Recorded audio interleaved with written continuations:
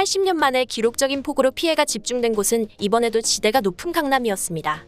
서울시 재난안전대책본부에 따르면 지하철 사당역, 삼성역, 이수역, 대치역, 광명사거리역, 신대방역, 상도역, 서원역, 설릉역, 동작역, 구반포역 등이 침수됐으며 개포, 일원, 구반포, 금화, 영곡동서, 구로역, 구로, 목동교 서측, 신길, 동작, 신원지하차도 등의 지하차도가 물에 잠긴 것으로 확인됐습니다.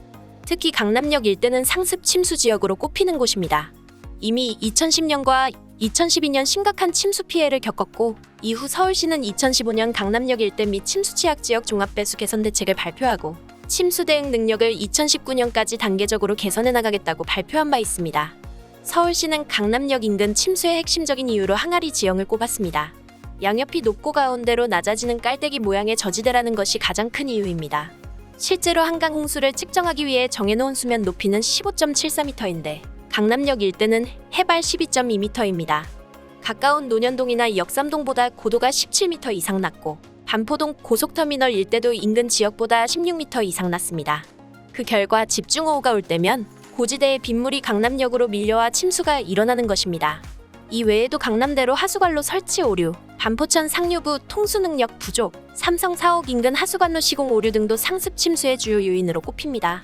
사실 강남 일대에 비가 내리면 하수관을 통해 서초구 반포천으로 빼내야 하기에 서울시는 30년 빈도로 나타나는 시간당 95mm의 폭우에 대비하고자 반포천 유역분리 터널 공사를 22년 6월 완공했지만 이마저도 엄청난 폭우 앞에선 속수무책이었습니다. 서울시 관계자는 유역분리 터널 조치로 시간당 85mm 정도 폭우에 대응이 가능할 것으로 보고 있는데 어제 내린 비는 시간당 116mm 수준이라며 최신 시설로도 받아낼 수 있는 비의 용량을 초과해버린 것이라고 설명하기도 했습니다. 서울시 측은 이번 수해도 2015년에 분석한 동일한 구조적 배경하에서 발생한 것으로 파악하고 있다. 이번 집중호우는 특히 강남권 고가 아파트에도 특히 심각한 피해를 남겼는데요. 서초구 반포동의 A아파트 단지, 서초동 B아파트 단지 지하 주차장에 물이 가득 차 차량이 침수됐고 강남역 일대 상가, 방배동 일대 빌라 주차장 등도 침수 피해를 입었다. 지하층 기전실이 침수되며 역삼초등학교 인근 오피스텔은 한때 정전 사태를 빚기도 했습니다. 강남역 주변 C아파트에 거주하는 신모 씨는 지난번 물난리 때는 진흥아파트 주변만 물에 잠겼었는데 이번에는 역삼초등학교 인근까지 물이 찼고 일대 아파트 지하주차장 침수 피해를 볼 정도로 피해 지역이 확대됐다고 전했습니다.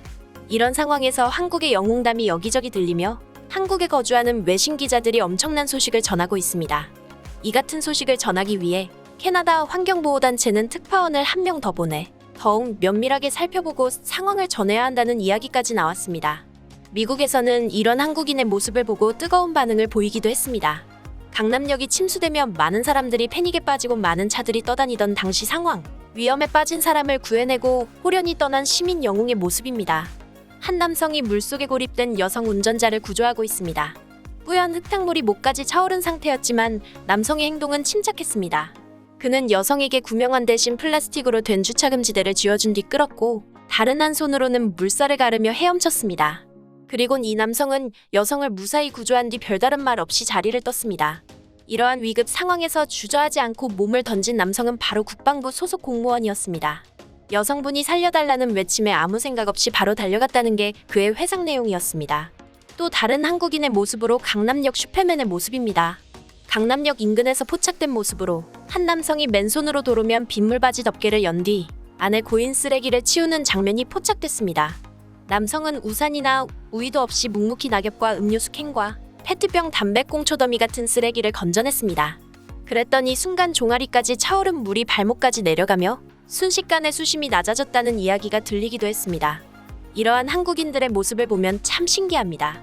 도와주고 사라지는 한국인들의 모습은 참 여전한 것 같습니다. 아직 실종자가 있다는데 어서 빨리 찾길 바랍니다. 하수구 빗물 배관통을 자주 비워주지 않으면 이런 결과가 나옵니다. 통로가 아무리 넓고 깨끗해도 통로 입구가 막히면 아무 의미가 없는 것과 마찬가지입니다. 한국은 최근 서울시 보수 작업에도 불구하고 강남역의 침수 피해가 반복되자 수해 관리 전략도 바뀌어야 한다는 지적이 나오고 있습니다. 배수시설의 용량만 증설하는 식으로는 안전하고 지속 가능한 침수 대응이 어렵다는 것입니다. 기후변화로 인해 강우량 예측이 어렵고 용량을 초과하는 강우의 발생 빈도도 높아졌기 때문입니다. 서울연구원 안전환경연구실은 서울시의 빗물 통제 체계의 설계 용량을 초과하는 강우의 발생 빈도가 갈수록 증가하고 있다며 인구, 교통량, 기반 시설 등 침수 발생으로 인한 피해의 요인의 밀도가 높은 지역은 침수가 발생하더라도 신속하게 회복 복구해 도시의 기능을 수행할 수 있게 하는 원상복구 측면의 침수 관리가 중요해지고 있다고 말하고 있습니다. 서울시 관계자는 수해에 대비 사업을 추진하는 과정에서 더 많은 원인을 분석하고 어떠한 추가적인 대책이 있는지 검토해보겠다고 말하고 있습니다. 더 이상의 피해가 없길 바라며 실종자가 어서 빨리 구조되길 바랍니다.